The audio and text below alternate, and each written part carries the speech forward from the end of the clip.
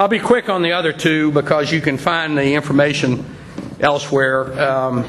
We burn in excess of 1.5 billion gallons of fuel per year. And as a consequence of that, I became involved some time ago with a group called the Energy Security Leadership Council. It was about 10 generals and admirals and about 8 corporate CEOs, myself, Herb Kelleher of Southwest Airlines, Mike Eskew of UPS at the time, Royal Caribbean, people that used a lot of energy. And the generals were quite concerned because they felt that we were reaching a point where our military expenditures in defense of our oil trade and our vulnerabilities were such that we were going to get into a tremendous conflagration if we didn't do something. Bear in mind that President Eisenhower, shortly after he took office, stated that if we imported more than 15% of our petroleum needs, we would have a national defense emergency on our hand. We're now at 60% and climbing. As I mentioned earlier, about 90% of our worldwide oil reserves are owned by national oil companies, many owned by countries who wish us ill. And we simply cannot continue to ship offshore between $300 and $600 billion a year to pay for imported petroleum with the type of financial issues that we have in front of us. The short strokes of all of this was a recommendation by the Energy Security Leadership Council, which was incorporated in the legislation in 2007, which reinstituted fuel efficiency standards, which was the first time in 20-some-odd years that had been the case, and a body which came as a result of the ESLC called the Electrification Coalition. And the scholarship that we've done in both the ESLC and the Electrification Coalition, and I urge you to go on the internet and Google or Bing it up, and you'll find a complete set of recommendations. The recommendations are basically incorporated in legislation introduced by Senators Dorgan and Alexander and Congressman Markey. But here's the short strokes. We burn about 10 million barrels of fuel per day powering our light-duty vehicles, personal automobiles and small pickup and delivery bread trucks and Verizon phone trucks, Comcast trucks, and so forth.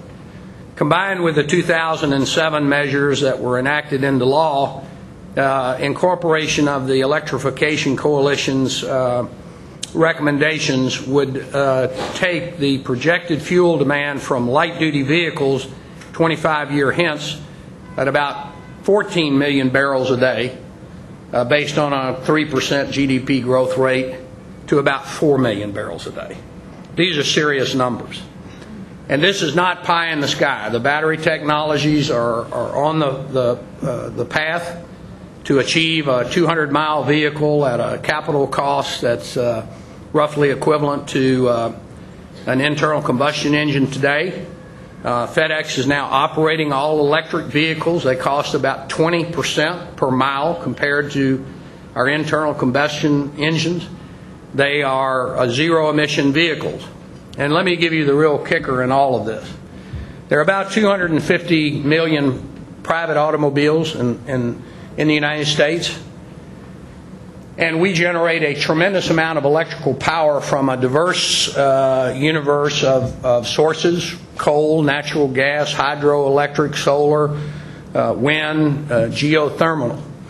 And if you take just the energy that we dissipate every evening in the form of heat that's generated by our power infrastructure and could put it in those 250 vehicles that were magically converted to all electric, it wouldn't cost us one dime.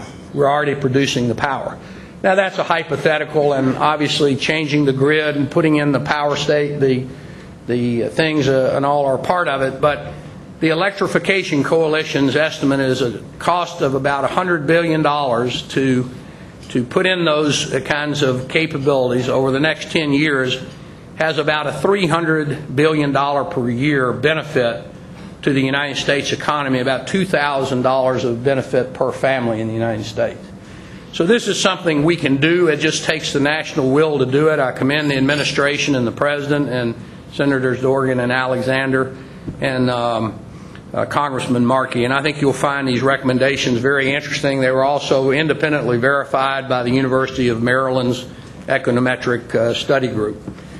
Final thing I'll say is, again, the United States should embrace the world trading economy. After all, it was our leadership, beginning with the great Tennessean Cordell Hull's insistence that we should open up the